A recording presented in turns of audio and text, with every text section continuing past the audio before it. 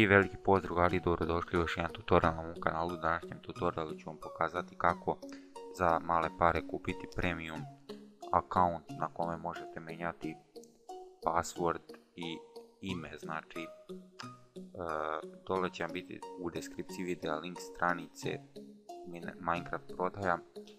Mnogo vas me pitalo kao gdje sam ja nabavio moj premium i kako sam uspio da promenim ime, pa eto.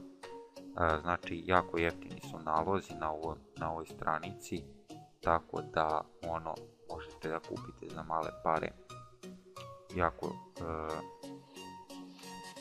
Jako kvalitetna stranica i brzo dobijete vaš nalog. Evo, znači, aktivna je stranica, možete kontaktirati, uplata se vrši preko uplatnice.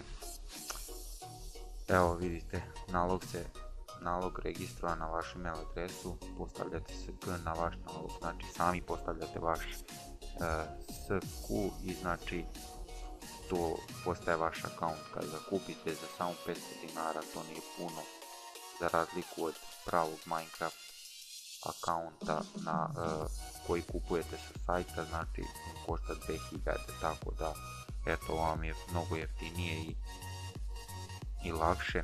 Ako ne možete da ih kontaktirate preko Facebooka, imate i Skype minecraft.prodaja, tu isto možete kontaktirati. Ja ću vam sve tu staviti dole u deskripciji videa, tako da možete ih kontaktirati i da kupite vaš premium nalog. Znači, preporučujem, brzo dobijate nalog. Evo, hvala, kupili smo 2 naloga, oba rade savršeno. Eto vidite, možete i pogledati sve ove da ljudi preporučuju dosta ovu stranicu, tako da eto, kupite, lajkujte i to je to.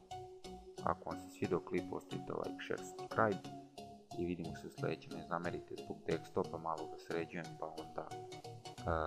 pa onda malo ovako ružnije izgleda, ali ok. Evo, krenuo sam i roke dok da stavljam, tako da sad ikonicu treba promenim i tako to. To je to, ljudi, što se tiče ovog videa. Nadam se da vam se svidio. Ako jeste, ostavite like, share, subscribe i vidimo se u sljedećem. Ćao!